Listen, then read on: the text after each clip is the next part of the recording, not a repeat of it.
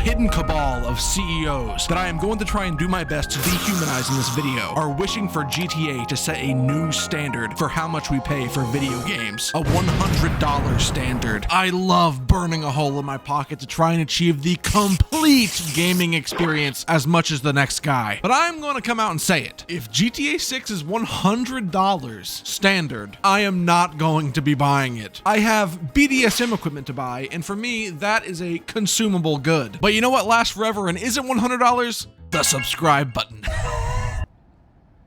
The rumors of this tragedy come out of a strategic advisor that works with some of these big game companies. Matthew Ball. Oh, I wasn't supposed to humanize him. Oh my God, this thing. God, it's hot. This isn't working. He runs a company that provides advice to maximize revenue for game companies and is probably the one feeding Ubisoft misinformation about how bright of an idea it is to make another NFT game.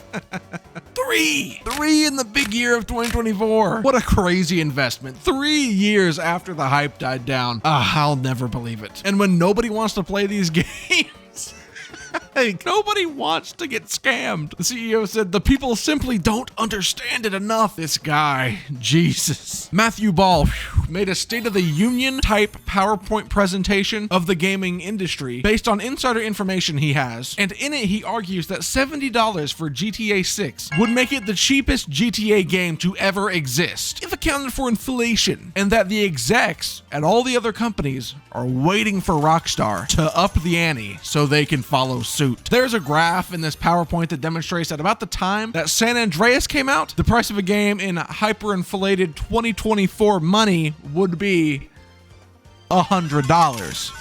So yeah, if this happened, they would not be getting rid of microtransactions. Even if the game was $120 straight out of the box, you would still boot it up and be greeted with a battle pass and a $20 exposed feet skin for your character. Games are not doing away with microtransactions. Selling games is the multi-million-dollar business. Selling stuff in these games is the billion-dollar business. You think if Black Ops 6 was $100, which the Vault Edition is right now, the battle pass wouldn't have any AI-generated art in it? Nah, it would change nothing about the gaming industry, except the size of like 4 people's fleet of yachts. How do I find the addresses?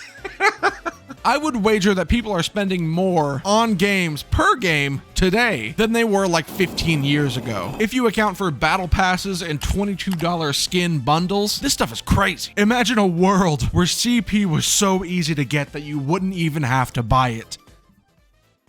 COD points. It stands for COD points. I meant COD points. To use in the Call of Duty Black Ops 6 store. Oh my God.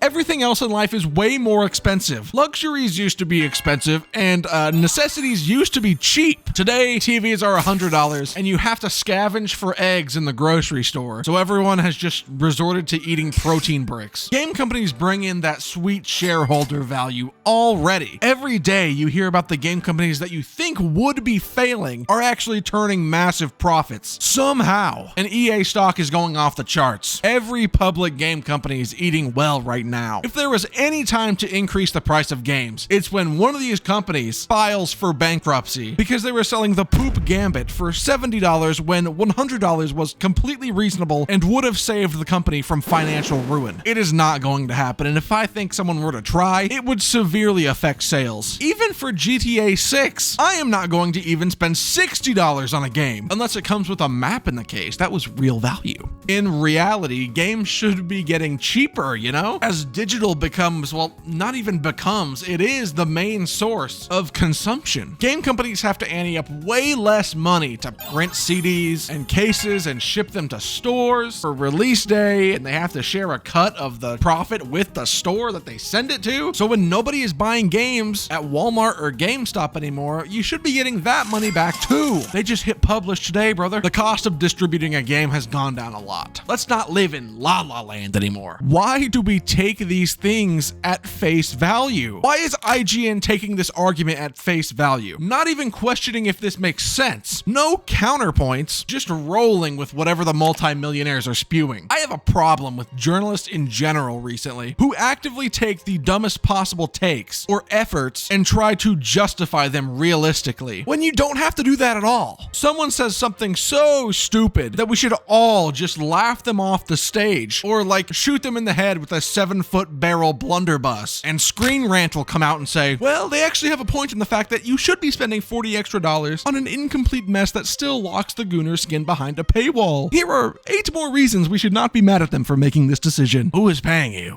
Aren't you a journalist? Poor? You dumb? Get off the stage before I blow your head smooth off in GTA Online. As mentioned before with the Ubisoft NFT games, the articles are still playing ball with the dumbest idea imaginable, in response to the CEO saying that people are too dumb to drop $200 on an in-game helmet JPEG for a game 4 people play. IGN is like, wow, the backlash on Ubisoft's NFT game it's brutal. Brutal for the guy trying to chase the trend of the biggest scam in recent history. I think it should be brutal. I have been reading this GameSpot headline over and over, and they are pushing the thought that GTA 6 being $100 is a reward for players as well as investors. Reward you with being broke, I guess. Congratulations! How are you gonna eat now? They're like, well, you could offer GTA Online currency with that price point. Fantastic. A mandatory shark card purchase with my game. An incentive to actually make people engage with GTA Online and eventually buy another shark card when the money runs dry and you have to grind a race for 12 hours to buy a car named after a slur.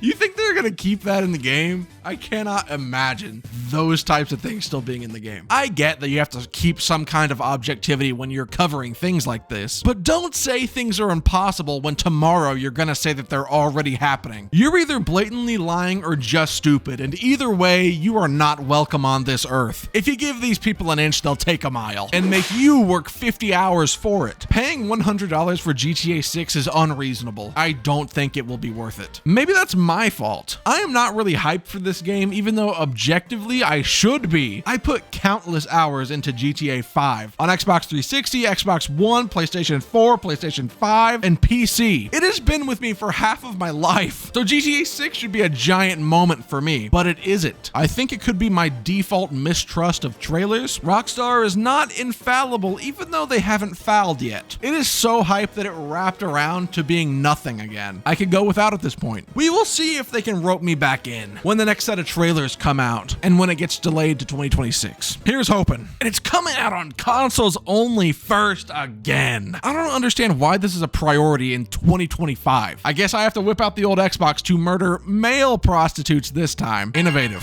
Xbox may have no games, but it has at most one thing over PCs. Can you believe it? And you can watch that video here. Thank you for watching. Oh my God. Oh my God. Thank you.